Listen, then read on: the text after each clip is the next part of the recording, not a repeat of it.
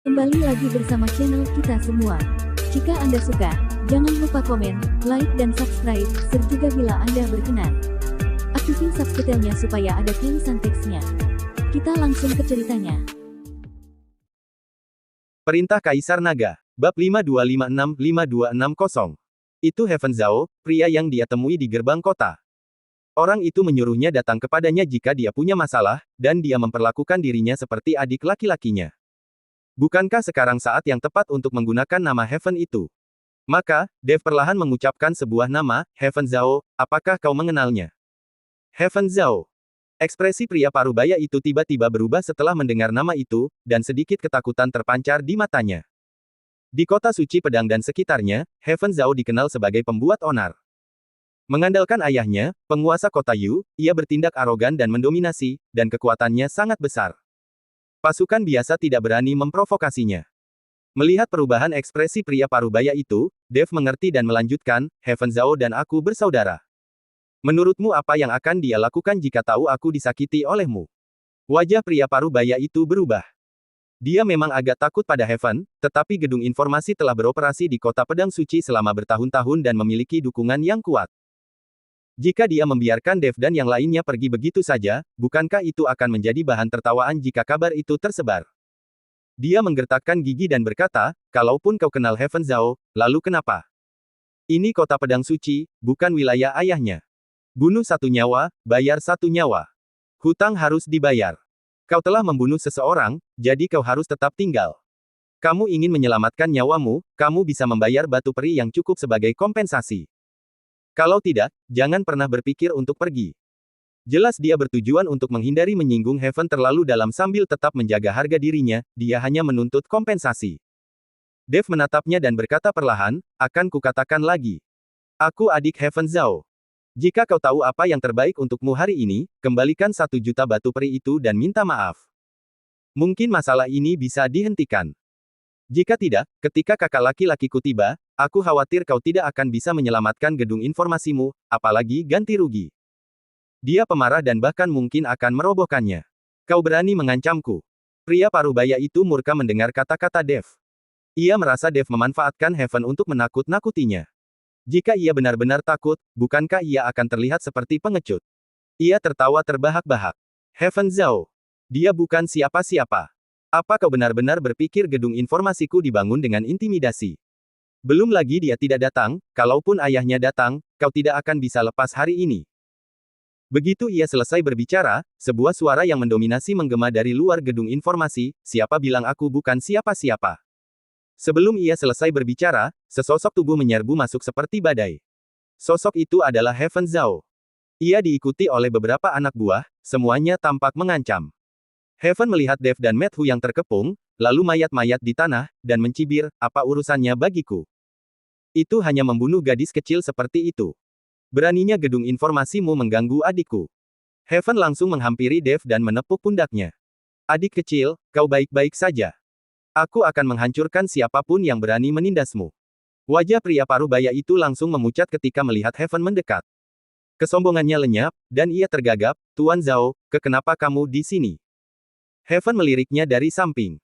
Kenapa kalau aku di sini? Ayolah, bukankah adikku akan diganggu sampai mati olehmu, dasar brengsek? Bukankah kau baru saja bilang aku bukan siapa-siapa? Pria parubaya itu segera menggelengkan kepala dan melambaikan tangannya, tidak. Bukan itu yang kukatakan, Tuan Muda Zhao, kau pasti salah dengar. Beraninya aku mengatakan itu. Omong kosong. Teriak seorang antek di belakang Heaven. Kami mendengarnya dengan jelas di luar tadi. Tua bangka, kaulah yang mengatakannya. Heaven melangkah maju, menatap tajam pria parubaya itu, kau tidak berani bertanggung jawab atas perbuatanmu. Kurasa kau takkan bisa menjaga gedung informasi ini. Sebelum ia selesai bicara, ia tiba-tiba menyerang secepat kilat, mengenai dada pria parubaya itu. Pria parubaya itu tak sempat bereaksi. Dengan bunyi gedebuk pelan, ia terlempar mundur seperti layang-layang yang talinya putus, menghantam dinding dengan keras. Ia memuntahkan darah, dan jelas ia sudah mati. Para penjaga yang mengelilingi gedung informasi memucat ketakutan. Mereka mencoba melangkah maju, tetapi terintimidasi oleh kehadiran Heaven yang mengesankan dan tidak berani bergerak. Heaven bertepuk tangan dan berseru dengan arogan, masih ada yang membangkang. Berani menyentuh adikku, dan inilah akibatnya. Hari ini aku akan merobohkan gedung kumuh ini. Mari kita lihat siapa yang berani begitu buta. Dev juga tercengang oleh arogansi Heaven. Orang ini bahkan lebih sombong daripada dirinya sendiri. Lakukan. Heaven melambaikan tangannya, hendak memanggil anak buahnya untuk mulai menghancurkan gedung itu.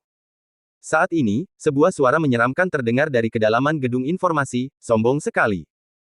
Beraninya kau bertindak sembrono di gedung informasiku. Apa kau benar-benar berpikir aku tidak ada?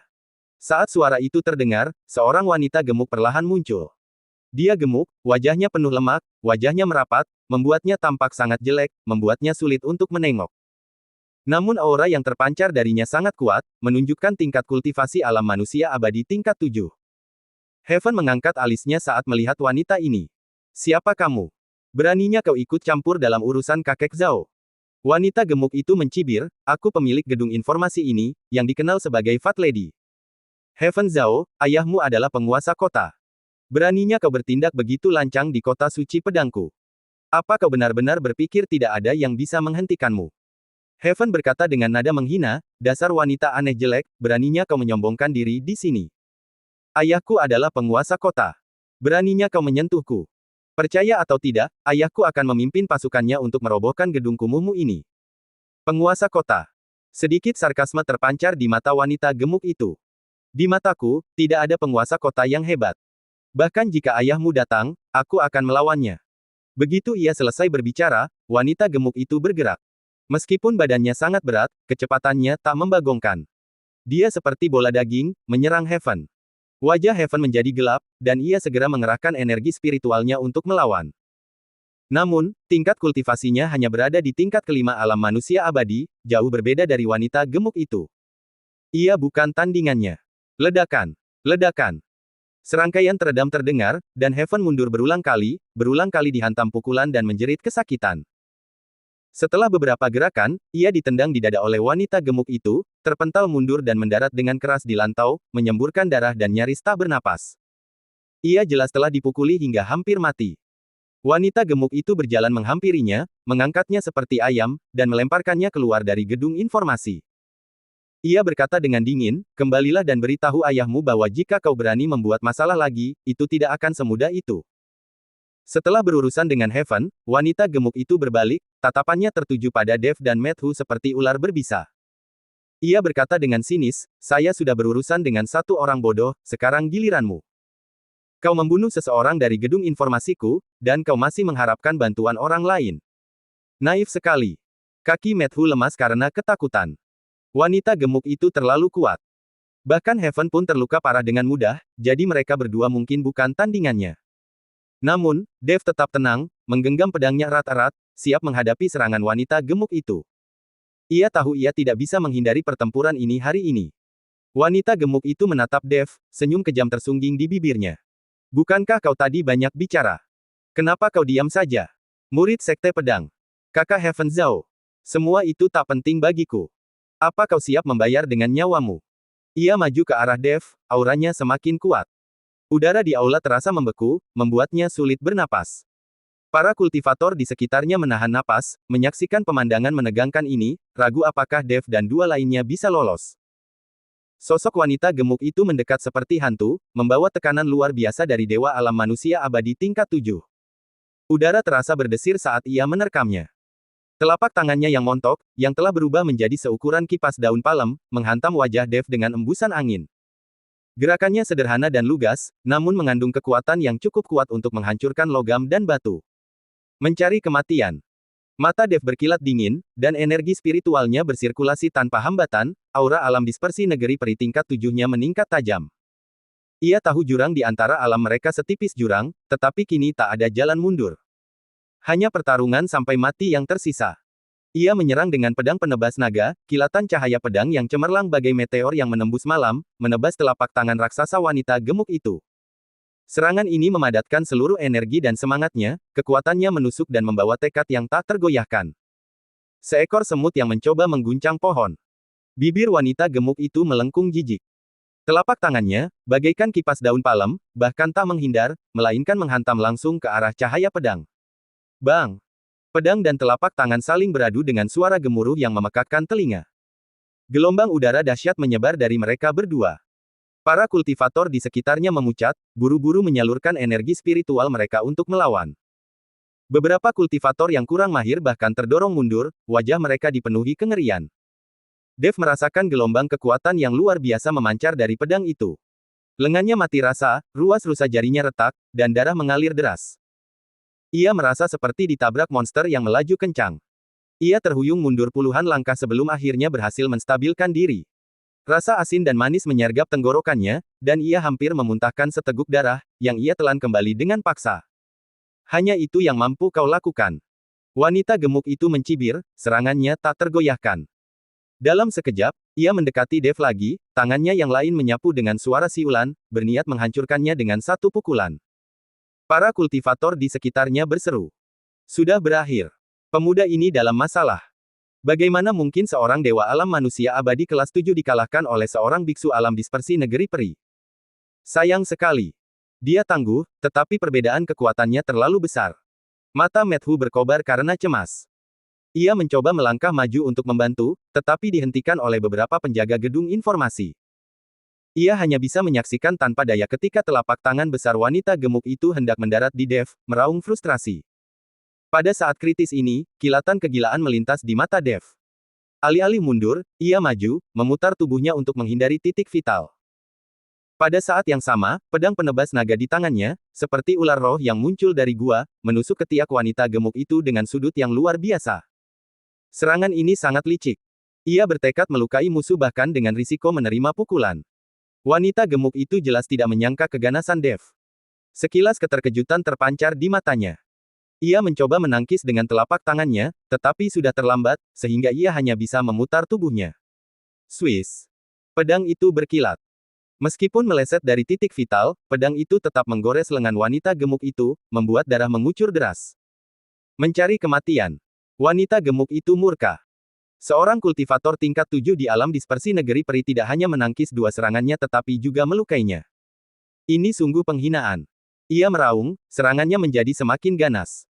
Telapak tangannya beterbangan, menutup semua jalur pelarian Dev. Setiap serangan membawa kekuatan yang menghancurkan.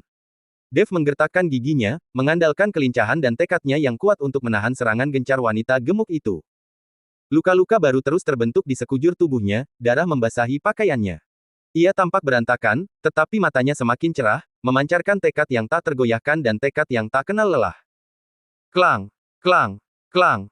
Suara benturan senjata tak henti-hentinya. Setiap kali terjadi benturan, darah Dev melonjak, lukanya semakin parah. Namun, ia selalu menemukan secercah harapan dalam situasi putus asa dan bertahan. 1, 2, 3. 10 jurus. Dev benar-benar berhasil menahan 10 jurus dari Fat Lady. Hasil ini mengejutkan semua orang, termasuk para penjaga gedung informasi. Tak seorang pun dari mereka menyangka bahwa seorang kultivator tingkat 7 di alam dispersi negeri Peru dapat bertahan begitu lama melawan seorang dewa alam manusia abadi tingkat 7. Ini di luar pemahaman mereka. Ini. Bagaimana mungkin? Seorang biksu dispersi negeri Peru kelas 7, mampu melawan dewa alam manusia abadi kelas 7 selama 10 jurus tanpa terkalahkan. Anak ini monster. Mengerikan sekali. Dengan ketangguhan dan kemampuan bertarung seperti itu, masa depannya tak terbatas. Obrolan di sekitar mereka semakin keras, dan tatapan mereka ke arah Dev dipenuhi keterkejutan dan kekaguman. Jurus ke-11. Telapak tangan besar wanita gemuk itu akhirnya menembus pertahanan Dev, menghantam dadanya dengan keras. Puff! Dev, terpukul keras, menyemburkan darah. Tubuhnya terlempar mundur seperti layang-layang yang talinya putus, menghantam dinding dengan keras dan jatuh, hidup atau matinya tak menentu. Saudara Dev. Mata Matthew memekik sedih. Ia berjuang mati-matian untuk maju, tetapi ditahan oleh para penjaga. Wanita gemuk itu terengah-engah, menatap Dev yang terkapar, dengan ekspresi rumit di matanya. Ia tak menyangka akan bersusah payah menangkap seorang biksu alam dispersi negeri peri tingkat 7, bahkan saat ini dia juga terluka, yang justru membuatnya semakin terlihat buruk rupa. Ia melangkah mendekati Dev, jelas berniat membunuhnya. Saat ini, sebuah suara memerintah terdengar dari luar gedung informasi, berhenti. Semua orang melihat ke arah suara itu dan melihat sekelompok kultivator berpakaian sekte pedang bergegas masuk, dipimpin oleh Silabus Mo. Safia mengikutinya, dan saat melihat Dev terbaring di tanah, wajahnya langsung memucat. Tatapan Silabus Mo menyapu Fat Lady yang terluka, pemandangan Dev terbaring di lantai, hidup atau matinya tak menentu, dan kekacauan di sekitarnya. Tatapannya langsung berubah dingin. Nona Fatih, sungguh sosok yang berwibawa. Suara Silabus Mo tenang, namun mengandung tekanan yang tak terbantahkan. Bagaimana mungkin seorang murid Sekte Pedang diperlakukan seperti ini di gedung informasi Anda? Wajah Fat Lady sedikit berubah saat melihat Silabus Mo. Ia tentu pernah mendengar reputasi Silabus Mo. Ia adalah salah satu guru terbaik Sekte Pedang, dengan kekuatan yang tak terduga. Meskipun keduanya berada di alam manusia abadi, ia tidak sepenuhnya yakin bisa mengalahkannya. Namun, saat ini, ia berada di atas angin dan tentu saja tidak akan menunjukkan kelemahan. Rekan Taoismo, murid Anda melakukan pembunuhan di gedung informasi saya. Apakah ada salahnya saya memberinya pelajaran? Tanya Fat Lady itu dingin. Pembunuhan. Silabus Mo mendengus. Saya yakin pasti ada alasannya. Meskipun murid saya masih muda, ia bukan orang yang akan membantai orang tak bersalah. Saya pikir lebih baik lupakan saja masalah ini. Sekte Pedang bersedia mengganti kerugian yang Anda derita akibat gedung informasi Anda. Bagaimana dengan 10.000 batu peri? Ia tidak ingin mempermasalahkannya. Lagi pula, ini gedung informasi, bukan wilayah Sekte Pedang. Mendengar ini, bibir wanita gemuk itu melengkung sinis. Rekan Taoismo, apa kau memperlakukanku seperti pengemis? Gedung informasiku kehilangan bukan hanya seorang pelayan, tapi juga reputasi kami. 10.000 batu peri. Tidak cukup. Lalu berapa yang diinginkan Anda? Tanya Silabus Mo dengan sabar. 1 juta batu peri. Kata Fat Lady dengan keras. Juga, jika anak ini bersujud dan mengakui kesalahannya, aku akan mempertimbangkan untuk mengampuni nyawanya. Kau keterlaluan. Safia tak kuasa menahan diri untuk berteriak. Bahkan setelah Dev dipukuli habis-habisan, wanita gemuk itu masih mengajukan permintaan yang begitu keterlaluan. Wajah Silabus Mo menggelap. Apakah gedung informasi bertekad untuk menjadikan Sekte Pedangku musuh? Lalu kenapa? Fat Lady tak kenal takut. Rekan Taoismo, jangan berpikir bahwa hanya karena Sekte Pedangmu terkenal, gedung informasiku takut padamu. Hari ini, lakukan apa yang kukatakan, atau jangan salahkan aku karena bersikap kasar.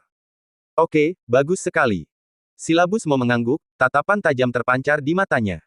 Karena kamu tidak mau membantuku, aku harus meminta saranmu. Sebelum ia menyelesaikan kata-katanya, Silabus Mo bergerak. Sosoknya berkelebat, dan aura yang bahkan lebih kuat daripada aura Fat Lady terpancar.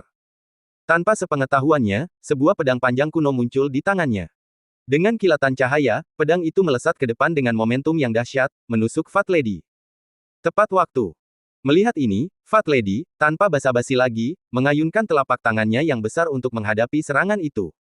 Dentang. Pedang dan telapak tangan saling beradu, menghasilkan benturan yang lebih keras.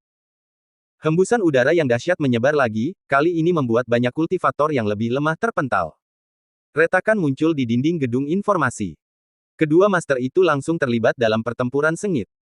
Ilmu pedang Silabus Mo sangat indah, sangat lincah dan anggun, seperti antelop yang menggantungkan tanduknya, tanpa meninggalkan jejak. Di lain waktu, ganas dan mendominasi, seperti petir, tak terhentikan. Setiap serangan dipenuhi dengan pemahaman mendalam tentang jalan pedang, membuat darah para murid Sekte Pedang di sekitarnya mendidih. Serangan wanita gemuk itu kuat dan dahsyat, memanfaatkan kultivasi alam manusia abadi dan fisiknya yang tangguh untuk melawan ilmu pedang Silabus Mo. Setiap serangannya membawa kekuatan luar biasa yang mengguncang udara. Kedua orang itu bertarung bola-balik, pertempuran mereka menggelapkan langit dan bumi, melenyapkan matahari dan bulan. Kilatan pedang dan bayangan telapak tangan saling bertautan, raungan tanpa henti memenuhi udara. Meja, kursi, dan bangku di dalam gedung informasi hancur berkeping-keping, dinding runtuh, dan seluruh bangunan berada di ambang kehancuran. Para kultivator di sekitarnya telah mundur keluar, menyaksikan pertarungan para master tingkat atas dari jauh, wajah mereka dipenuhi keterkejutan. Ya Tuhan! Apakah ini duel antara para master alam manusia abadi tingkat atas? Mengerikan. Senior Mo benar-benar sesuai dengan reputasinya. Ilmu pedangnya luar biasa. Fat Lady juga bukan kaleng-kaleng. Kekuatan fisiknya luar biasa. Dia bahkan berhasil menahan serangan pedang senior Mo secara langsung. Pertarungan itu berkecamuk untuk waktu yang lama. Seperti yang dikatakan, keduanya bertarung dalam 300 jurus penuh. Setelah 300 jurus, keduanya kehabisan napas dan terluka. Pakaian Silabus Mo robek di beberapa tempat oleh telapak tangan wanita gemuk itu, dan sedikit darah menempel di sudut mulutnya. Kondisi wanita gemuk itu pun tak jauh lebih baik. Pedang itu telah mengoyak tubuhnya dengan beberapa luka yang dalam, cukup dalam hingga tulangnya terlihat. Darah menetes, dan napasnya agak tersengal-sengal. Jelas bahwa pertempuran ini telah menguras tenaga mereka berdua. Silabus Mo, kekuatanmu memang hanya sebatas itu. Wanita gemuk itu terengah-engah, matanya berbinar-binar penuh semangat. Hari ini, biarkan aku menyaksikan kekuatan sejati sekte pedangmu. Setelah itu, auranya melonjak kembali, jelas bersiap untuk melepaskan jurus terkuatnya. Wajah Silabus Mo muram, tahu ia hampir mencapai batasnya. Tubuh wanita gemuk itu terlalu tangguh. Meskipun ilmu pedangnya luar biasa, hampir mustahil untuk mengalahkannya sepenuhnya. Rasakan jurus terakhirku. Tarian Iblis Darah. Fat Lady meraung, dan darah yang mengalir dari lukanya tiba-tiba mendidih, berputar-putar di sekujur tubuhnya dalam aliran udara semerah darah. Sosoknya tampak membengkak, menjadi semakin mengerikan. Gawat! Silabus Mo bergidik. Ia bisa merasakan kekuatan mengerikan yang terkandung dalam serangan ini, dan tak berani gegabah. Ia memusatkan seluruh energi spiritualnya pada pedang panjangnya dan berbisik, teknik rahasia sekte pedang, semua pedang kembali ke sekte. Seketika, energi pedang tajam yang tak terhitung jumlahnya meletus dari tubuhnya, menyatu di udara menjadi bayangan pedang raksasa. Dengan kekuatan dahsyat, bayangan itu menebas ke arah wanita gemuk itu. Udara semerah darah dan bayangan pedang raksasa itu bertabrakan dengan suara gemuruh yang menggelegar. Boom! Suara gemuruh yang menggelegar dan mengguncang bumi bergema, dan seluruh kota suci pedang tampak berguncang. Badai energi dahsyat menyebar, meratakan gedung informasi hingga rata dengan tanah. Bangunan-bangunan di sekitarnya juga terdampak, menyebabkan banyak bangunan runtuh. Awan debu tebal memenuhi udara, mengaburkan pandangan semua orang. Para kultivator di sekitarnya menahan napas, menatap tajam ke pusat awan, ingin tahu hasil duel mengerikan ini. Setelah beberapa saat, asap berangsur-angsur menghilang. Di arena, Silabus Mo dan wanita gemuk itu muncul kembali di hadapan semua orang. Silabus Mo bersandar pada pedangnya, wajahnya sepucat kertas, darah mengucur dari sudut mulutnya. Auranya sangat lemah, jelas terluka parah dan tidak mampu bertarung. Bersambung.